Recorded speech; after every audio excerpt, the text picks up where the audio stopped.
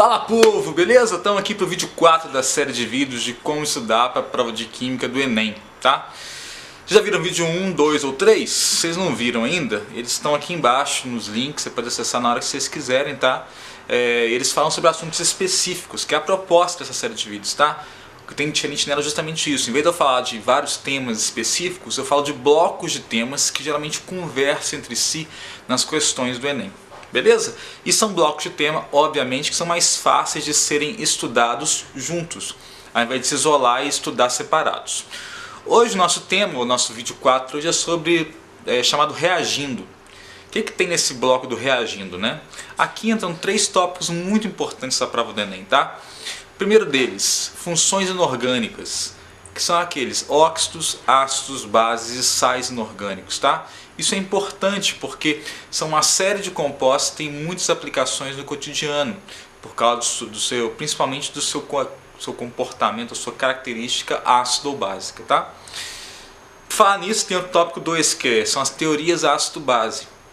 A gente vê nas funções inorgânicas os ácidos e bases de Arrhenius, aprende a dar nome para eles, só que tem mais 2 teorias que principalmente a parte de equilíbrio químico dá muita vazão e muita aplicação para elas. Então essas teorias de ácido-base são tratadas aqui.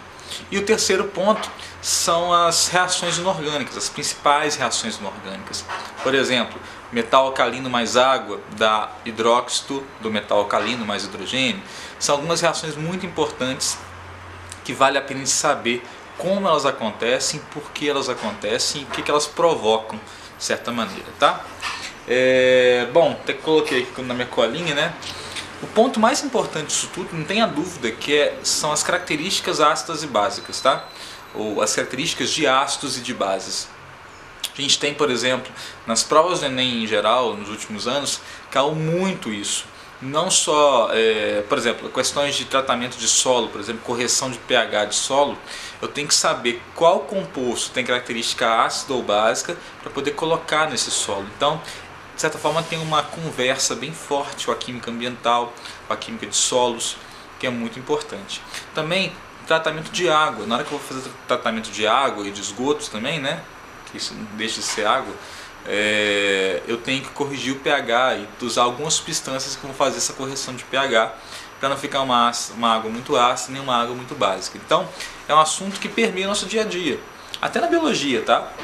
E aí, como o Enem gosta de fazer questões que conversem entre disciplinas da mesma área, natureza no caso, por exemplo, as questões dos pHs ótimos de ação das proteínas, né? Das enzimas, perdão, isso é muito importante. Eu tenho um pH 7 na boca, um pH em torno de 2 no estômago, um pH básico no intestino, não lembro o valor, é o certo. Então isso tem uma série de implicações biológicas também, tá?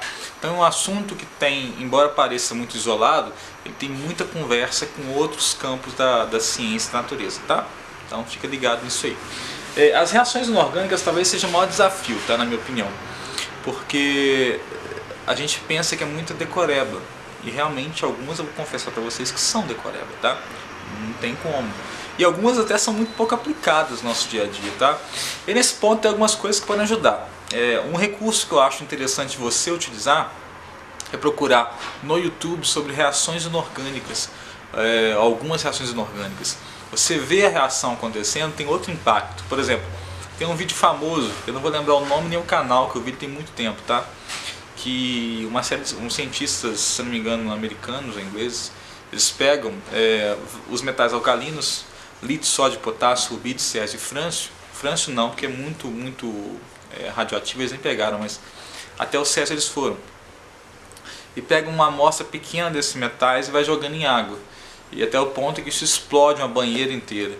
Isso tem a ver com a reatividade de metais alcalinos. Então, de certa forma, quando você entende isso aí, vê o que acontece, você sabe por que ele vai liberar hidrogênio, vai tirar o hidrogênio da água para sair na forma de hidrogênio gasoso, por ele ser muito reativo.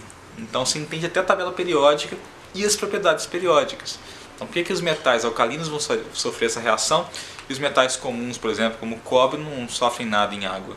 Então tem uma relação específica nisso aí. Só que, óbvio, tem algumas reações que são bem elementares. Eu diria que 4 delas, tá? Ácido e base dá sal e água, isso você tem que saber, pelo amor de Deus, é uma dupla troca. Óxido básico mais água dá base, óxido ácido mais água dá ácido, e metal alcalino mais água dá base mais gás hidrogênio. São reações muito importantes de saber e que elas têm uma aplicação muito grande. No Enem, em geral, são reações que caem muito constantemente, tá? Não só isoladamente para descobrir alguma coisa, mas também para você calcular, fazer cálculos estequiométricos, por exemplo, de quanto vai gerar de um produto a partir daquele tanto que reagiu. Então, é um ponto importante, tá? Que é o link com a estequiometria, que até botei aqui e já lembrei direto. E aí vem o ponto assim, como é que você vai estudar isso, né? O vídeo é uma alternativa boa para estudar a reação. A outra alternativa é você olhar isso no seu dia a dia. Por exemplo, se você tem piscina em casa, ou conhece algum lugar que tem piscina, ou se você faz algum tipo de correção de pH na sua casa, procura saber isso. O que você usa para deixar o pH ácido ou básico? Ou por que você usa, por exemplo, um determinado produto para tirar mancha e não usa outro? O que ele tem de reação ali? Ele é um produto ácido, é um produto básico? E detalhe, a acidez e basicidade não tem nada a ver com corrosão não. Tanto ácidos quanto bases podem ser corrosivos, tá? E outra coisa que vai ajudar muito vocês. Na parte de reações, repara que as reações têm um padrão geralmente, não são aleatórias. Então se liga no padrão das reações para facilitar a sua vida. Tem um sirene chato aqui, mas eu vou continuar, tá? Então se você consegue identificar o padrão, como a reação acontece em geral para um elemento, você consegue empilhar isso para os demais elementos da família. Isso facilita muito a sua vida e como você vai fazer esse tipo de análise na hora da prova do Enem, tá? Querendo ou não, quando eu falo de acidez e basicidade, eu vou esbarrar em pH também. Então esse ponto aqui eu daria uma dica extra. Tente estudar a acidez e basicidade junto com pH e pOH, porque são pontos que confluem. pH e pOH é a medida matemática da acidez e da basicidade. Isso tem uma grande aplicação prática, tá? Inclusive, a própria descoberta da escala de pH, a criação da escala de pH, se deveu a uma necessidade prática de se controlar, se eu não me engano, o pH de cerveja, numa fábrica de cerveja. Então, é um assunto que tem muito a ver e tem muita aplicação prática diretamente. Tranquilo? Bom pessoal, então vamos ficando por aqui nesse vídeo 4. O próximo vídeo agora, que é o vídeo 5, se eu não me engano vai ser o Em Solução. Tudo que tem a ver com soluções e propriedades de soluções, a gente vai falar como estudar de maneira correlacionada, beleza? Qualquer dúvida ou comentário, manda aqui que a gente ajuda ou ajusta para os próximos vídeos. Inclusive eu teve até pedido já de Química Ambiental. Eu não lembro quem foi que pediu, mas quem já pediu já teve um lance de Química Ambiental hoje, da importância da acidez e da basicidade para a Química Ambiental em si, beleza? Então acompanha a gente lá no Facebook, se der ou se quiser, se inscreve no nosso canal do YouTube para você acompanhar e receber todos os vídeos que forem lançados diretamente no seu computador ou no seu celular, beleza? Grande abraço então, valeu, até mais!